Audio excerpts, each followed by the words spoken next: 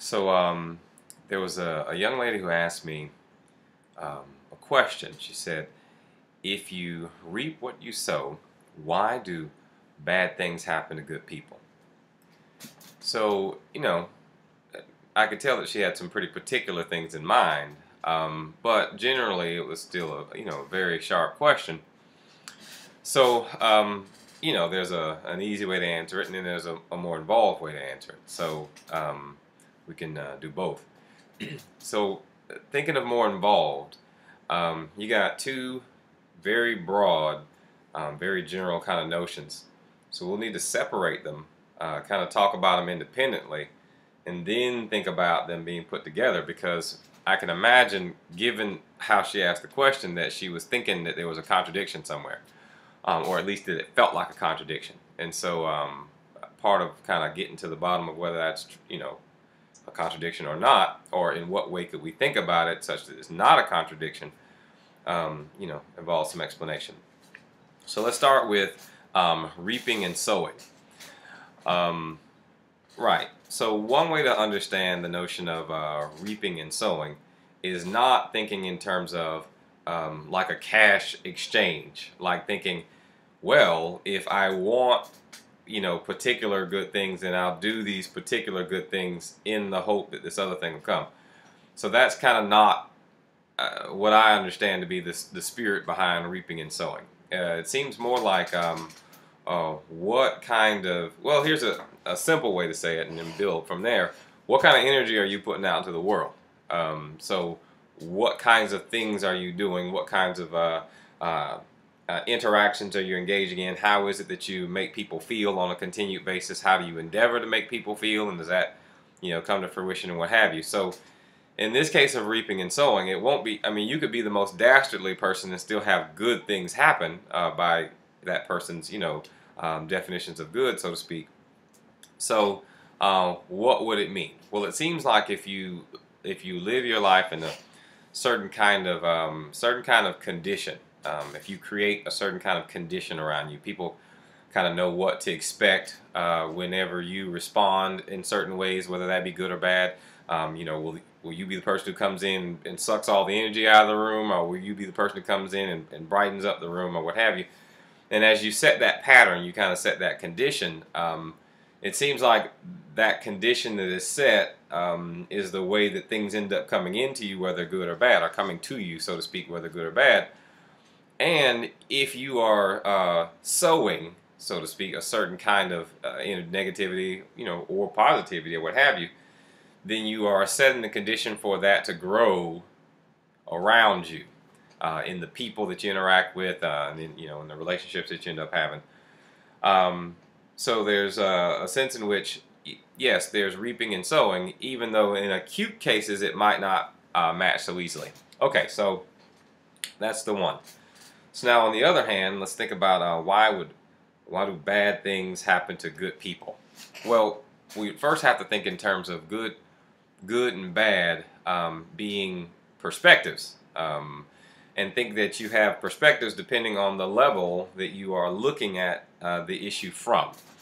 So we are all acquainted with situations where someone will have pronounced something bad, and then as a result of that bad thing happening, something significantly more good happens that would have happened had the bad thing not happened.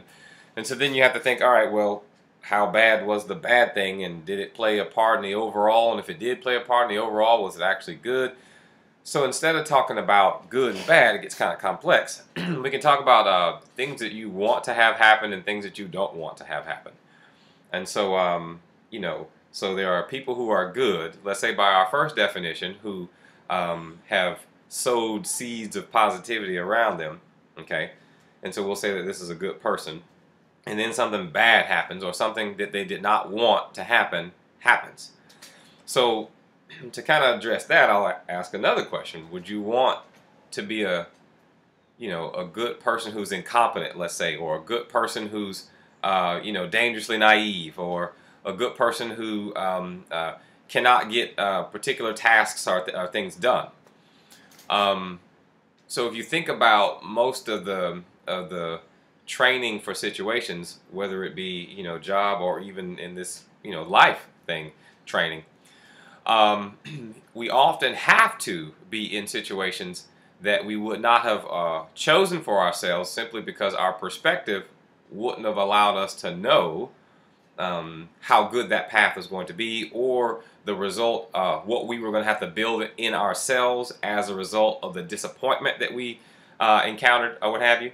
And so when you really think about it, actually, there was a cartoon Spider-Man, that kind of made this point, I think, really well. So the long and short of it, not to take you all through the ins and outs of Spider-Man, but the long and short of it is that it was an episode where they were in a faraway dimension, where they had, each dimension, or each, time set of choices. They had a Spider-Man who came from about 8 different dimensions. So our Spider-Man, the one we follow in the comic books and whatever, was in a meeting with like 7 other Spider-Men from different dimensions. All right, now in comparing 2 of them in particular, there was one of them who had not experienced the death of his uncle, who had not experienced bad things happen, was on top of the world. He didn't have to hide his identity. Everybody knew he was Peter Parker.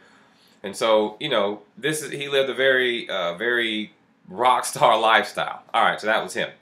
Then you had the Peter Parker from our timeline, if you would, who had been through it all, been through the ringer, been through death, had been through destruction, been through failures, or what have you. All right, so in this mission, where one of these 8 Spider-Men was going to have to do, some heroic mission to save the whole, the whole shebang, or what have you. Of course, it ended up being Spider-Man that we know, that went through all the difficulties and troubles. The Rockstar Spider-Man, if you would, had never encountered the kinds of difficulties that would allow him to succeed in this serious task that was going on. So, thinking about it from that perspective, when you would say, why would a bad thing happen to a good person? What if a bad thing happens to make that good person more good? All right, so back to the original. If you reap what you sow, why do bad things happen to good people? Well, my advice is that these are 2 very large ideas. Separate them, and kind of think about them in terms of their own advice or their own wisdom. Putting them together for a contradiction may be neat or cute or what have you.